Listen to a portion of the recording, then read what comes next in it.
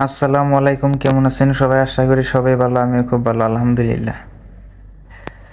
কয়েকদিন ধরে একটা ফেসবুকে একটা ভিডিও দেখতাছি শারমান স্যার কইছে যে রকিবুল যদি জিতে মানুষের কান্দন লাগবো। আগেই কই দিছি রকিবুল যদি জিতে মানুষের কান্দন লাগবে। একদম একদম স্যার যেটা কথা কইছে একদম খাঁটি কথা কইছে, রাইট কথা কইছে।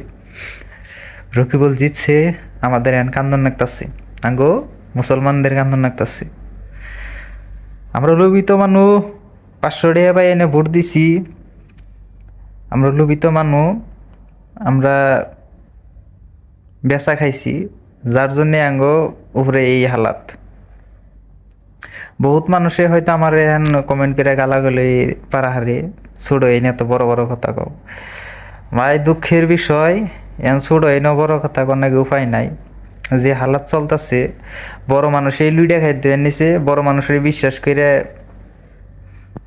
বিশ্বাস করে আমরা আকবরিয়া তাকে কথা মাইনে ভোট দিছি, কিন্তু যে হালাত দেখতাছি সব কিছু বড় মানুষের জন্য হইতাছে।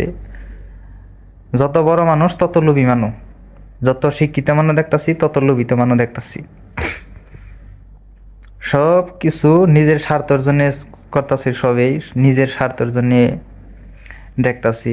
সৎ মানুষ বলে পাইতাছি না। আর সৎ মানুষ যে হে কোনোদিনও যায় না, মানে পজিশন মতে যায় বয়ে হারতেছে না, ব্যবহার দিতেছে না। তার কাছে সৎ পাওয়ার থাকে, পয়সা পাতি দিয়ে ভোট কিনে হারে না, যার জন্য হে জিতে হারে না।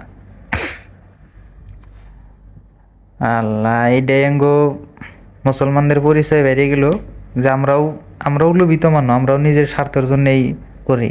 কিন্তু লাস্টে যে কুড়ালটা যায় না, জাঙ্গ নিজের পায়ে আমরা নিজেই মারলাম। এটা এখন আঙ্গ দেখা গেতেছে, এখন আমরা বুঝতেছি।